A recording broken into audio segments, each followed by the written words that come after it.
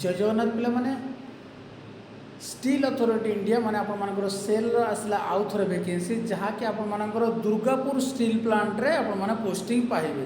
Total आपण मानकर 84 पदवी वैकेंसी अछि। आपण मानकर वैकेंसी देखिया पई चाहिबी। आपण मानकर मेकानिक्स पई अछि 10 टी, फिटर पई अछि 15 टी, इलेक्ट्रिशियन पई अछि 10 टी एवं आपण मानकर ऑपरेटर कम टेक्नीशियन पई अछि 10 टी, एएसपी पई अछि गोटिए एवं मेडिकल ऑफिसर पई गोटिए, मेडिकल ऑफिसर पई अछि 7 टी एवं सिविल पई अछि 2 टी, इलेक्ट्रिकल पई अछि 3 टी, मेकानिकल पई अछि 4 टी एवं सेरामिक्स पई अछि 2 टी, केमिकल पई अछि 2 टी, मेटालॉजी पई अछि 4 टी, मैनेजर अच्छे मेकानिकल पई 2 टी।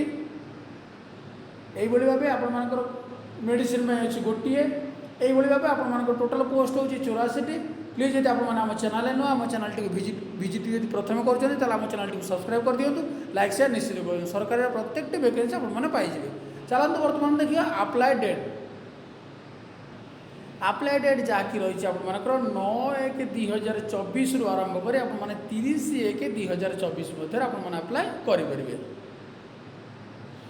बर्तमान देखने आपर एजुकेशनल क्वालिफिकेशन सहित बयस सीमा आपर अटेंडेंट कम टेक्नीशियन जोटा इलेक्ट्रीशियन फिटर और मेकानिक्स अच्छी आपर क्वालिफिकेशन लगे जदि आप 10th पास सहित आईटीआई कर इलेक्ट्रीशियन फिटर कि मेकानिक्स ताल अप्लाई करेंगे। आप बयस सीमा रही 28 वर्ष एवं आप टोटाल पोस्ट अच्छे 35 टी।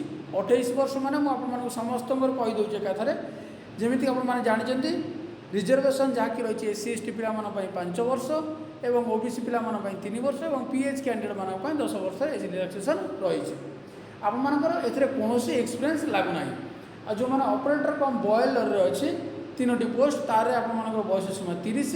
आप 3 ईयर डिप्लोमा मेकानिकल सहित आपर 1 ईयर बॉयलर अटेंडेंट सर्टिफिकेट दरकार जोटा 10टा पोस्ट अच्छी पिला माने।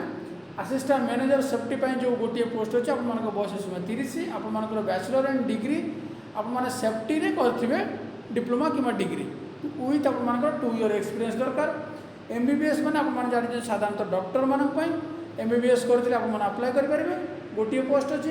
आ एमबीबीएस मेडिकल ऑफिसर आप मेडिकल एमबीबीएस कर एनएमएस आप अप्लाई करेंगे। आप 7 टी पोस्ट यही भाव आपर बीटेक आप सिविल और इलेक्ट्रिकल बीटेक करते और मेकानिकल बीटेक करते आप बयस सीमा 35 रही आप अप्लाई करेंगे। केमिकल बयस सीमा सामान 35 और बीटेक आप केमिकल कर अप्लाई करेंगे।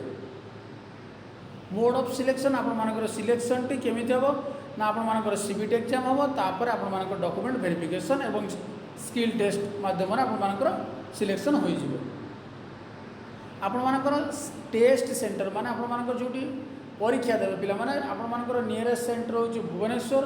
आप जो मैंने बाहर रोचे पिला माने जो मैंने आप हैदराबाद कोलकाता कि मुंबई रांची जो मैंने बाहर रोचे से अप्लाई कर से सेंटर चूज कर जापर। जो मैंने ओडिशा पिला आप भुवनेश्वर चूज कले आपर नियरेस्ट रही अप्लाई करेंगे।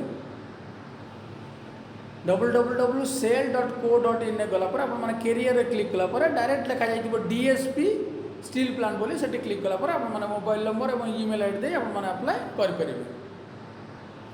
एप्लिकेशन फी जोटा टेक्नीशियन आप 300 टंका लगे, general OBC EWS SC ST पिला 100 टंका एवं अटेंडेंट मेडिकल ऑफिसर आप 700 टंका, एससी एसटी पिला 200 टंका, ऑपरेटर कम टेक्नीशियन 500 टंका एवं एससी एसटी पिला 150 टंकार एप्लिकेशन फी लगे।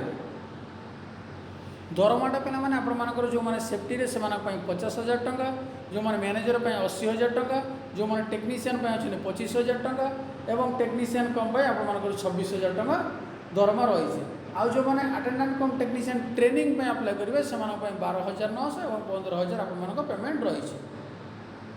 सीबीटी एग्जाम पिला माने आपर कोर सब्जेक्ट माने निज निज ट्रेड रू पड़ो आपर 60 क्वेश्चन और बाहर 40 क्वेश्चन ये आपर आंसर देवे। 0.25 आप माइनस मार्किंग रही। आशा कर संपूर्ण बुझीपारे जदि कौन डाउट था पे कमेंट कर पचारि पारे। प्लीज मैंने आप चैनल सब्सक्राइब करदे, लाइक शेयर निश्चित करदे। Thank you.